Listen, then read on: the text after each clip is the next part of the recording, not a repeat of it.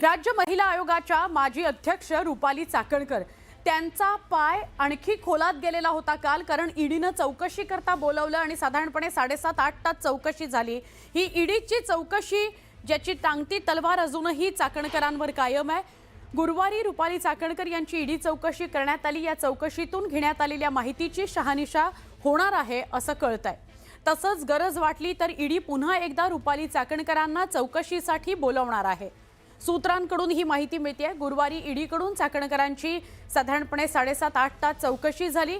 यावेळी जमीन व्यवहार आणि प्रॉपर्टीच्या प्रकल्पांशी संबंध असल्याचे आरोप त्यांनी फेटाळलेले आहेत। दरम्यान चाकणकरांच्या कुटुंबियांच्या आर्थिक व्यवहारांचीही चौकशी ईडीकडून सुरू आहे। याच संदर्भात आता रुपाली चाकणकरांचे पती निलेश चाकणकर यांची रिअल इस्टेट कंपनी LLP चीही माहिती मागवण्यात आलेली आहे। एकूणच आता ईडीकडून या माहितीचा आणि चाकणकर यांनी केलेल्या दाव्यांचा सखोल तपास केला जाईल, क्रॉस चेक केलं जाईल। तपासानंतर ईडीकडून चाकणकर यांची पुन्हा चौकशी होईल असं कळतंय। त्यामुळे चाकणकरांवर ईडीची टांगती तलवार कायम आहे।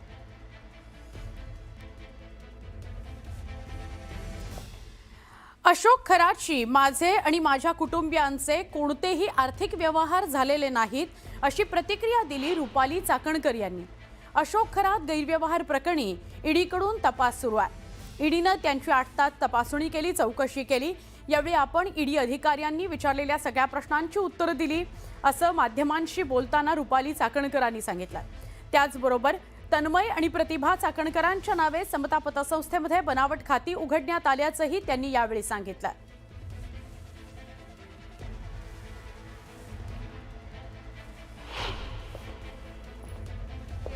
11 ते 7 वाजेपर्यंतची ही वेळ आहे।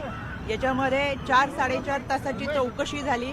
याच्यामध्ये जबाब नोंदवणं, टाईप करणं, लिहून घेणं, मधला लंच ब्रेक असा बराचसा काळ होता।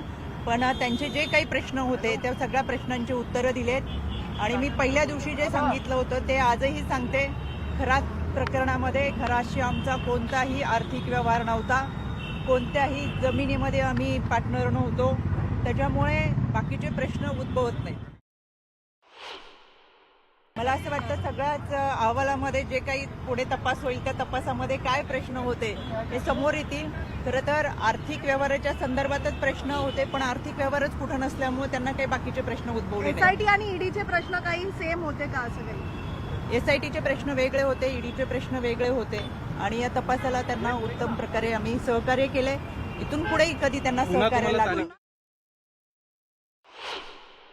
त्यांना समता पतसंस्था कोठे आहे हे सुद्धा माहीत नाही। त्याच्यामध्ये त्याचा OTP हा खरातकडे जात होता।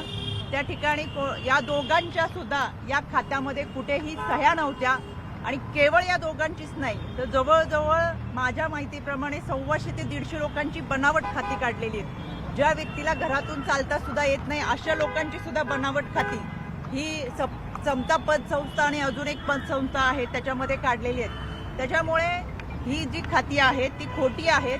आमचा कोणताही आर्थिक व्यवहार हा खराशी संबंधित नाही आणि कोणताही जमिनीचा व्यवहार। सूत्रांच्या माहितीनुसार ईडीने चाकणकरांना कोणकोणते प्रश्न विचारले त्यावर आपण नजर टाकतो आहोत। अशोक खरातला तुम्ही कधीपासून ओळखता? मग प्रश्न विचारला गेला, अशोक खरातला तुम्ही कधी कधी भेटल्या होतात?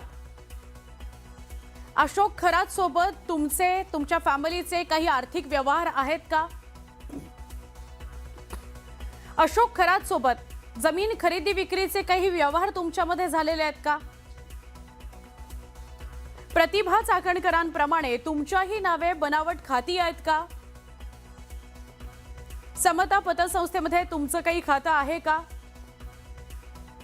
निलेश चाकणकरांच्या कंपन्यांबद्दल तुम्हाला काय माहिती आहे? म्हणजे निलेश चाकणकर हे त्यांचे पती, त्यांच्या कंपन्यांबद्दल तुम्हाला काय माहिती आहे? त्या कंपनीचे आणि खरातचे काही संबंध आहेत का? असेही प्रश्न विचारले गेले।